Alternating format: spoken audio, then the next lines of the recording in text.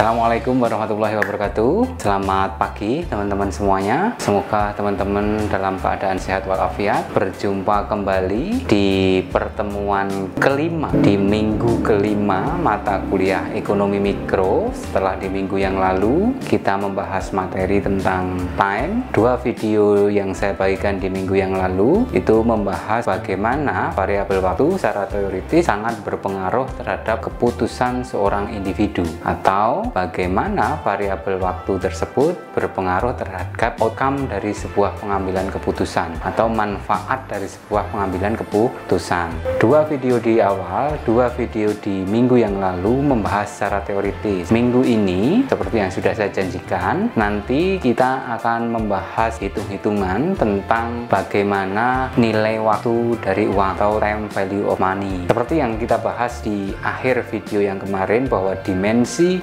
waktu dari sebuah nilai mata uang itu dibagi menjadi dua. Yang pertama adalah future value, yang kedua adalah present value. Tentu teman-teman masih ingat kan tentang definisi future value maupun present value. Future value adalah nilai uang kita di masa yang akan datang, kemudian present value adalah nilai uang kita di masa yang akan datang dinilai berdasarkan hari ini. Nah, itu dua konsep yang berkebalikan memang. Nah, dua konsep ini penting. Mengapa demikian? Karena di dalam ekonomi banyak sekali keputusan-keputusan yang melibatkan dimensi waktu. Taruh contoh misalkan investasi. Investasi itu kan Anda invest hari ini dengan harapan akan menuai hasil di masa yang akan datang. Nah, ini kan ada dimensi waktu hari ini dan masa depan. Uang Anda di masa depan itu harus dinilai dengan konsep tadi. Yang pertama future value maupun present value. Kemarin saya mencontohkan, oke, misalkan Anda dapat investasi hasilnya 125 juta tapi 5 tahun yang akan datang. Nah, tapi kita harus nilai uang 125 juta di 5 tahun yang akan datang itu nilainya berapa di tahun ini. Bisa jadi nilainya tidak 125 juta. Makanya kita harus nilai berdasarkan dua konsep dimensi waktu tadi, future value maupun present value. Mungkin juga teman-teman bertanya, Pak, mengapa sih kok pembahasan untuk pengaruh variabel waktu terhadap manfaat sebuah pengambilan keputusan ini menggunakan ilustrasi uang? Ya, karena dengan menggunakan uang kita akan lebih mudah mengukur manfaat yang didapatkan, atau dengan kata lain, uang merupakan indikator yang cukup konkret, cukup nyata, cukup bisa diukur untuk membuktikan bahwasanya waktu itu atau variabel waktu itu benar-benar berpengaruh terhadap sebuah pengambilan keputusan. Mungkin Anda akan bertanya, bisa enggak Pak kita menggunakan manfaat lain misalnya? Karena kan di dalam ekonomi mikro itu goalsnya adalah optimalisasi manfaat dari sebuah pengambilan keputusan. Ya, bisa aja kita tidak menggunakan uang, tapi dengan catatan bahwa manfaat yang digunakan itu harus bisa diukur pastinya. Nah, kenapa saya ilustrasikan dengan uang? Karena uang merupakan indikator yang konkret dan mudah diukur seperti yang saya katakan tadi itu. Jadi kalau misalkan ada indikator yang lebih konkret daripada uang, ya monggo bisa. Tapi setidaknya sejauh pengamatan saya, uanglah yang relatif bisa diukur, yang pada akhirnya bisa digunakan untuk membuktikan bahwa variabel waktu itu memang benar-benar berpengaruh terhadap sebuah pengambilan keputusan. Gitu ya teman-teman. Jadi mungkin ada di benak teman-teman yang bertanya, kenapa sih kok contohnya uang? Manfaat kan tidak mesti uang. Iya, tapi ya itu tadi alasannya, bahwa karena uang yang lebih mudah diukur. Dan saya pikir di dalam konteks ekonomi, sebagian besar aktor ekonomi, manfaat yang diharapkan ya dia mendapatkan manfaat berupa uang yang dihasilkan dari setiap keputusan. Kalau kita bicara dalam konteks ekonomi ya, karena uang inilah indikator yang paling konkret kalau bicara di konteks ekonomi ya, memang demikian. Mungkin ada teman-teman yang bertanya gitu, loh kan uang bukan segalanya. Iya, memang uang bukan segalanya gitu. Tapi bukan itu yang kita bahas, tapi yang kita bahas adalah bahwa uang ini adalah indikator yang konkret, yang mudah diukur, makanya kemudian kita gunakan ilustrasinya, kan begitu. Oke, kita langsung masuk ke pembahasan, nanti ke papan tulis ya. Ke papan tulis nanti kita akan ilustrasikan tentang konsep future value dan present value, bagaimana rumusnya, bagaimana perhitungannya. Itu ya teman-teman, nanti coba disimak di dalam papan tulis. Oke teman-teman, untuk yang pertama mari kita bahas formula dari future value, mana rumusnya adalah future value sama dengan VO. VO ini adalah nilai dari uang kita, nilai nominal dari uang kita dikalikan 1 plus R. R ini adalah tingkat suku bunga, kemudian pangkat N. N ini adalah dimensi waktunya.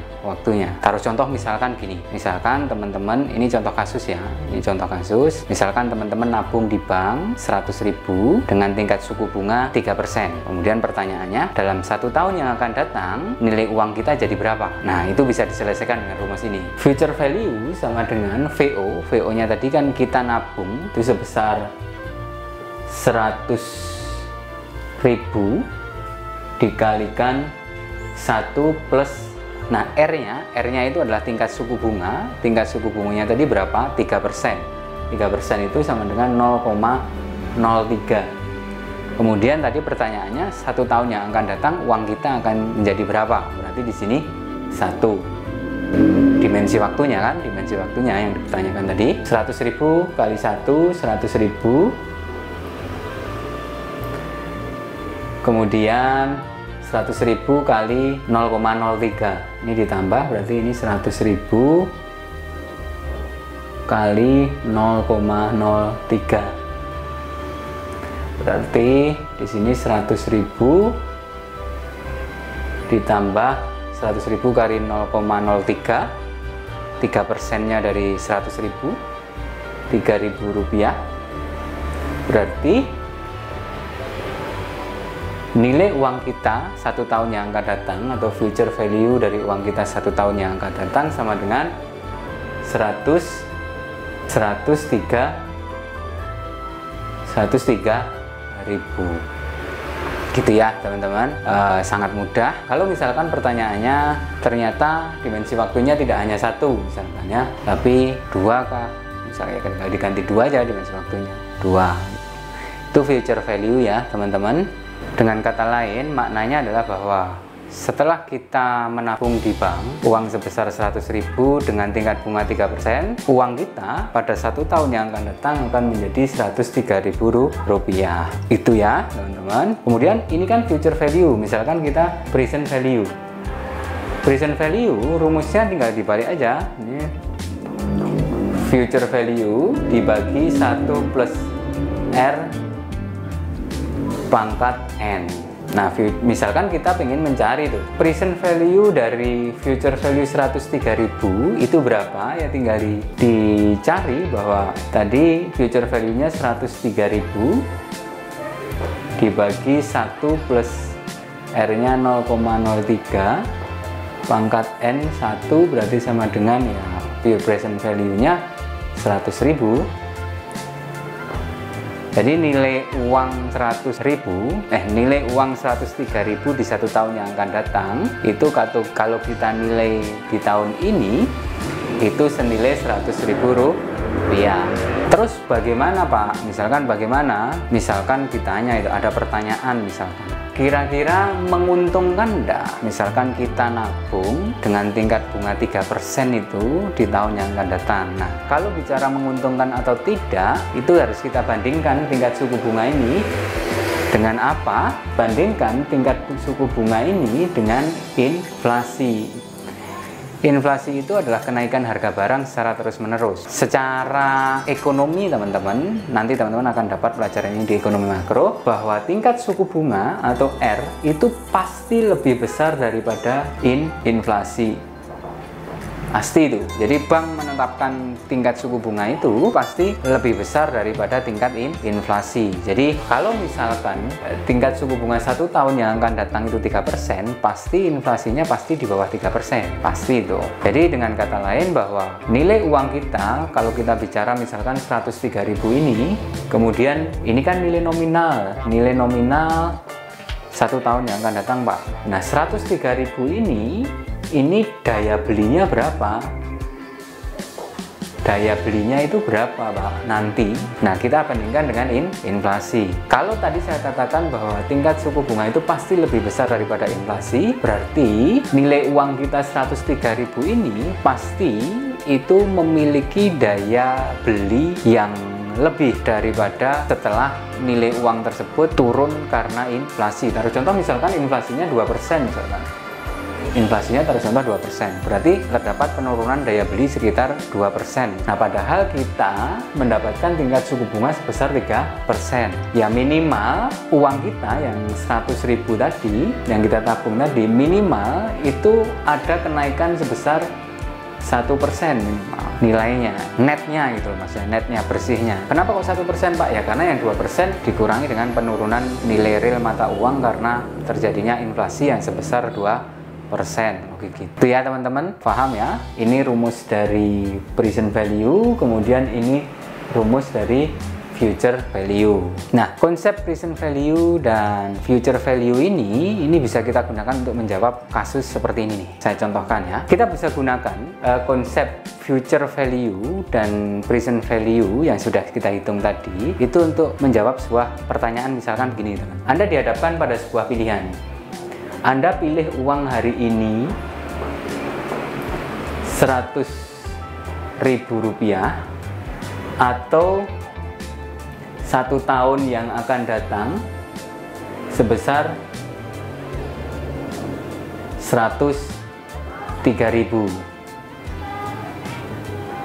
Nah, kira-kira Anda pilih yang mana? Nah, dengan konsep yang sudah kita bahas tadi tentang future value, present value, berikut tentang perbandingan suku bunga dengan inflasi, kalau misalkan Anda ingin menjawab ini, pasti Anda akan kemudian merespon sebelum menjawab ini. Tingkat inflasinya berapa?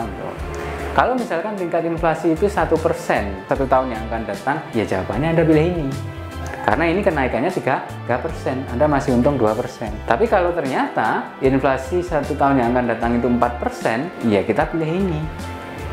Karena ini kenaikannya cuma 3%. Nanti Anda akan inflasinya 4%, kemudian suku bunganya 3%, imbal hasilnya, ini kenaikannya ini 3%, berarti Anda tetap minus 1%, Anda rugi 1%. Jadi enggak worth it lah istilahnya, enggak worth it bagi teman-teman gitu ya teman-teman. Jadi pemahaman teman-teman tentang future value maupun present value tadi bisa digunakan untuk menjawab contoh kasus misalkan kayak gini. Taruh contoh misalkan ada kasus lagi nih, ini saya ilustrasikan lagi. Misalkan hari ini, misalkan Anda ditawari pilih uang 1 juta rupiah hari ini atau 1 tahun yang akan datang sebesar 1.200.000 misalnya.